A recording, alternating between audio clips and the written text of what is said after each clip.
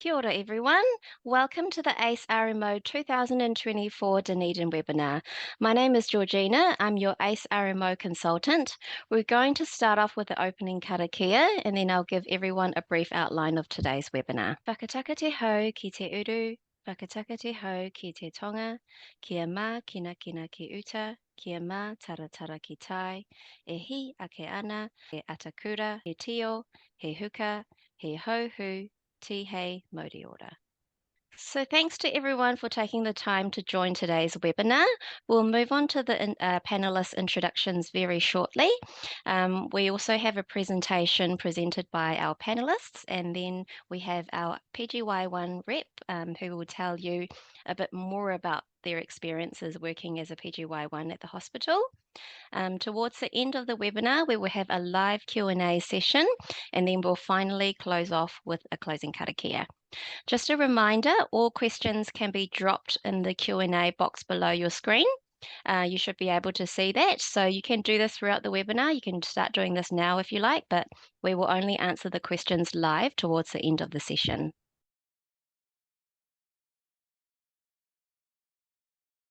Thank you.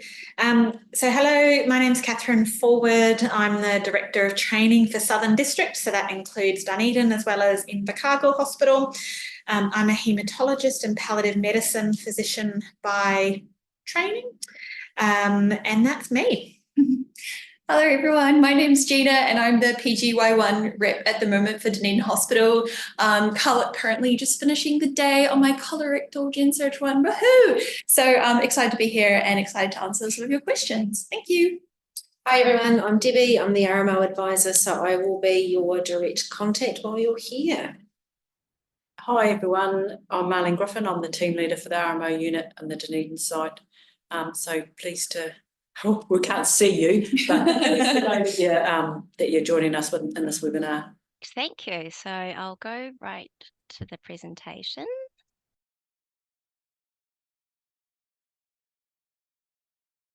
So why do you want to come to Dunedin? Or for often a lot of people, why do you want to stay in Dunedin? So Dunedin's a 400-bed tertiary hospital, and as most people around the country know, at some point in the future and near maybe, we're going to have a brand new hospital.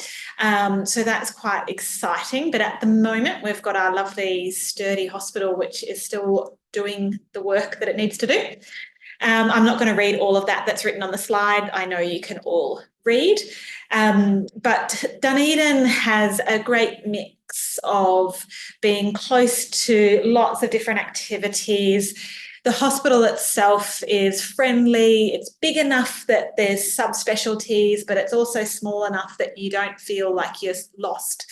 And you get a chance to know people, even if you haven't done your TI year or medical school time here. It's still small enough that you get to know people pretty quickly. We're very close to lots of things to do. So we have lots of house officers who go surfing, lots of house officers who ski, lots of house officers who just like the sort of arts sort of scene that comes along with the university. So the city itself is a lovely place to live, as long as you don't mind a little bit of cold, but you get rewarded for that. All right, so we have a number of first year runs. So they're a mix of general medicine, cardiology, general surgery, which encompasses multiple different services such as colorectal, RGI, plastics, vascular. We have urology as a separate run, orthopedics, psychiatry. We've got two of those. They're based up at our Walkery site. We do have a shuttle that transports you from one site to another, so no stress there. We do older people's health, mental health for older people, our Purwai, which is also based up at our Walkery Centre, and we have community-based attachment. As a second year, we do have more specialised runs. So we do a 6-month O&G run, same with our paediatric run. Our ED run is a 3-month run. We also have specialised medicine runs such as gastro, haematology, oncology, renal, respiratory, specialised surgical runs, neurosurgery, ophthalmology, ENT, and we do have one specialised general surgery acutes run. If you're interested more so in medicine, again, another specialised internal medical assessment unit, several community-based attachments. Now they are in hospital as well as out rural and GP. So the types of roster that you're going to work once you're here is a PGY1. They're templated rosters, and on average, it's a long day, which is, so your normal working day is 8 to 4:30. If you're on a long day, it continues through to 11 o'clock. So that's a 15-hour big stretch. On average, one per week. And for weekends, they're 3-month rosters, and you'll have 3 or 4 single weekend days. And there's no nights rostered in your first 6 months. So as I say, it's a templated roster. We do accommodate some changes if you've got certain events on. Quite happy, Debbie will, they need approval, but quite happy to work amongst yourselves to make some swaps for long days. I know a number of people have been in and had discussions with us about the roster, and you can continue to do so as we go through the process. So we have 2 hours of teaching a week. So we have dedicated house officer teaching at lunchtime on a Wednesday and a Thursday. We then also have grand rounds, which is on a Tuesday lunchtime, which is organised by Otago Uni.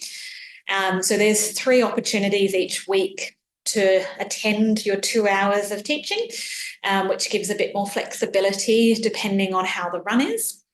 Outside of the regular teaching, there's then all of the interdepartmental teaching. So there's opportunities to present at journal clubs, departmental meetings, go to M&Ms, all those kind of other extra educational opportunities.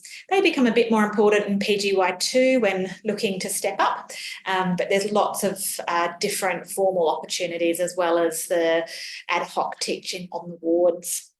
We take an approach, as most districts do, that in PGY1 the priority is to get a broad general experience. So most people will typically get a medical run, a surgical run, and then a mix of other things. But the idea really is to get a broad base to start going into PGY2 when, if you know what you want to do, can look at doing more specialist sort of directed training. One of the good things about Dunedin is there's a lot of registrar programs here. So if you sort of settled into the system and you're wanting to start being a registrar here, there's lots of opportunities for that. They're listed up there. Ophthalmology also train here. So there's lots and lots of opportunities here to look at registrar training opportunities. And so that can be really helpful as you make those relationships in PGY 1 or 2 if you're looking at stepping up to a registrar in PGY 3 or beyond. And then we're going to hand over to Gina to let you know how it actually looks like. Yes. Okay. So I think I've had a pretty good experience. I've done psychiatry first as my first rotation, and now I'm currently on Gen Surg. So I think the busier run and the not so busy run have both been really good ways to see what a regular day like would be for any house officer in Dunedin Hospital. Normally, I'd start my day around 7:45. Usually that's when handovers are for general surgery, or up at Wakari Hospital, we do handover around 8:15 in the morning. So I rock on up, ready to hear about what my patients have been doing while I've been gone. And then most of the day you spend just catching up on what's happened overnight, doing jobs that come your way, making plans with the team in the morning when you round. And then after the ward round, I'll usually start doing the more like labor-intensive jobs, I suppose, like making phone calls and things. So you definitely have to have a lot of good people skills, I think is really helpful. And then in the afternoons, it really depends on what pops up. Sometimes you have to do a couple of patient reviews if someone's not looking so good. Sometimes I'll chase bloods and manage them appropriately. At the moment, Gen Surg has been really lovely. I've just got 6 patients at the moment. So I've actually been having some time to sit down with the families and chat to them and just catch them up to speed with what's been going on with their loved ones, which I've found to be super rewarding. Yeah, my average day would usually run from about 7:30 until 4:30 p.m. Sometimes the days are longer on surgery just because your team and your registrars come back around 4 p.m. to run the list. So sometimes some small jobs might pop up along the way. But most of the time, I've found that my days have been really enjoyable, regardless of what comes my way. I mean, they're busy, but I kind of expected that. So then you also have some really nice days where not too much is happening and you have time to help out your colleagues and support them and hope that they do the same for you when it gets super busy. So yeah, that's my day in a nutshell. And I go home and enjoy it as well. Yeah. Woohoo. It's really pleasing to hear that you get your support from your colleagues, because I think that's really important, that teamwork. So I'm really pleased to hear that. Yeah, no, I mean, I think the same with any hospital, but I think Dunedin, we're really lucky that there are a lot of really down-to-earth people that are attracted to Dunedin Hospital as well. Like a lot of my colleagues are very outdoorsy or creative people. You know, we all have hobbies. We all have things that we can enjoy and do together outside of work and inside of work. And I think that helps to promote a really collegial workplace environment, especially when you're starting off as a first year. It's so important, I think, to have that support from your friends and colleagues. So yeah, super stoked. So basically the application process is as per the ACE system. We will have 26 positions here in Dunedin starting next year at this stage. And it's really important that when you do your application to make sure that you check the things that make a good impression or perhaps don't. So make sure your cover letter is addressed to the right hospital. Make sure that you do your rankings correctly. Just take some time to do your application thoroughly, because hospitals we only have so much information to make our rankings and decisions on. So anything that you give us can help, or unfortunately sometimes hinder, your application. It's really important, if you've got specific reasons to be living in Dunedin, whether that's staying or moving here, that you do include that. So, you know, basically, if you've got specific reasons, make sure we know about that, because that's part of what we consider. It's recommended that you get in touch with either myself or one of the educational supervisors or the RMO unit. We will review all of the applications for people who get in touch with us. But if you don't get in touch with us, then depending on where you're automatically ranked, we may not specifically look at your application. It may just be reviewed in a very superficial sense in terms of the ACE process. So if you are wanting to be working in Dunedin, do talk to us so that we can get to know you, understand why you want to work here. The references are one of the really key parts that we're looking at. We're looking for people who, as has already been mentioned, we're looking for team players. We're looking for people who want to come to work. We're looking for people who will help their colleagues when they're having a harder day than perhaps you are. And the best way to get that across is in references. And so, yeah, really consider carefully who you ask to be references, because we will look at those to help us with the rankings, primarily around professionalism, teamwork, communication, which are those skills which are the most important. You've got time to learn how to be a house officer. What you need to hit the ground running is that ability to work and be a good team player. So yeah, basically in summary, come to Dunedin or stay in Dunedin. I think if you're already here, if you chat to most of the people who already work here, there's a reason why a lot of people have come here and never left. And then there's people like me who've moved here and have no reason to leave. Make sure your application's in on time. Do check that you've done your application correctly. Get in touch with myself or with the RMO unit, so Debbie and Marlene, who you can see on the screen here. And yeah, do make sure that if you've got specific reasons you're wanting to come or stay in Dunedin, that you include these. And yeah, think very carefully about your references.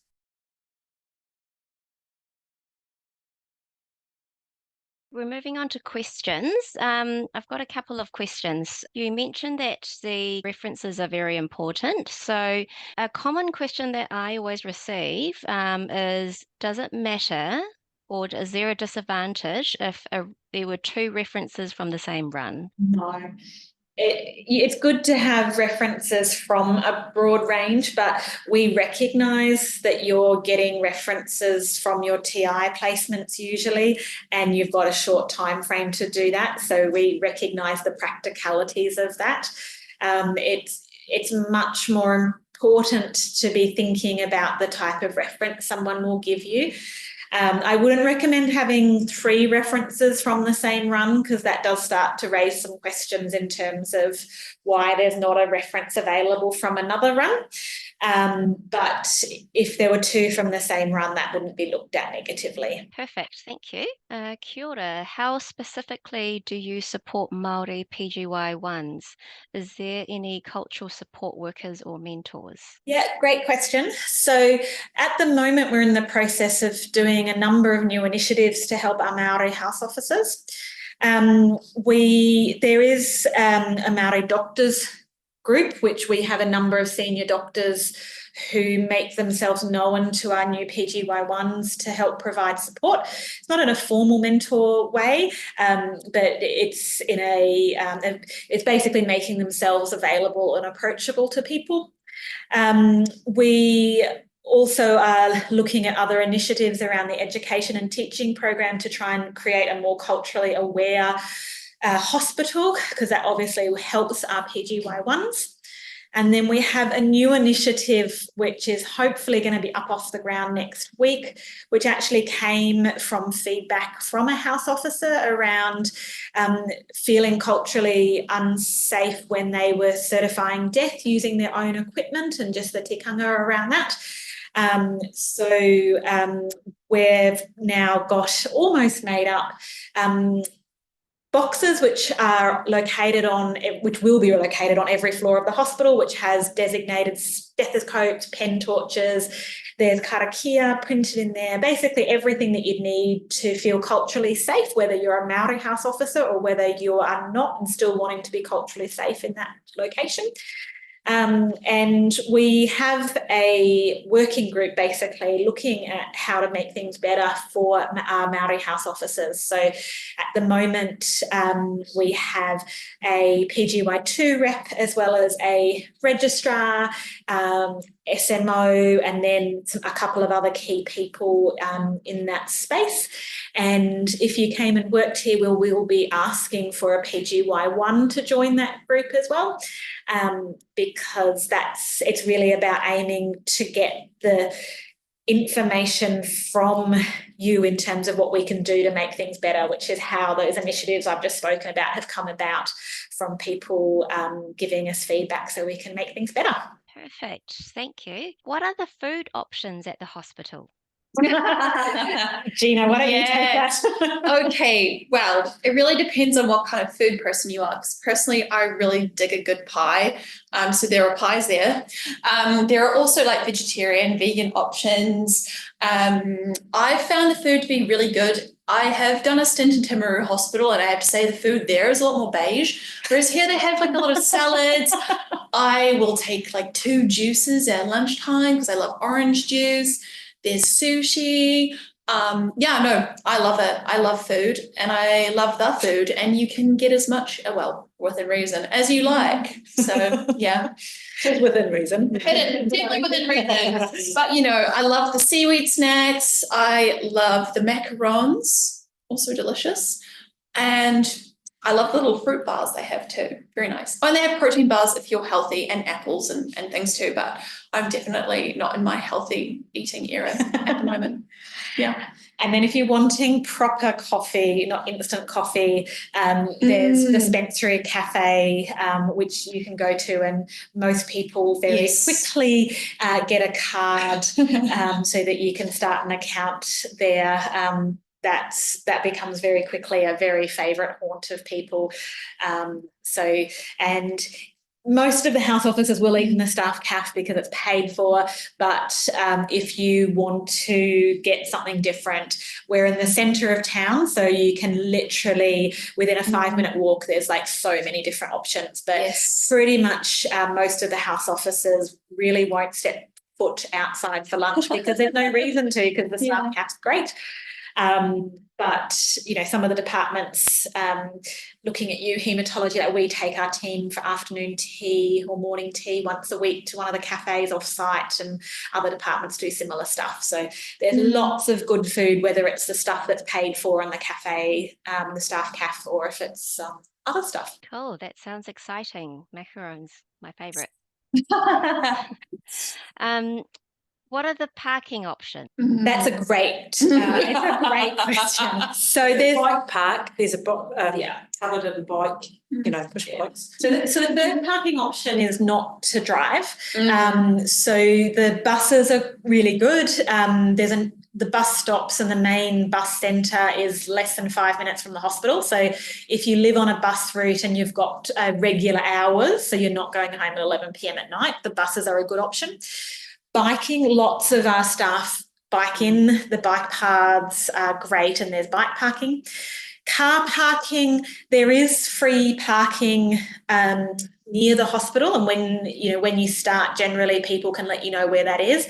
It's generally about a 15 or so minute walk to the hospital, depending on what time you start and where you go.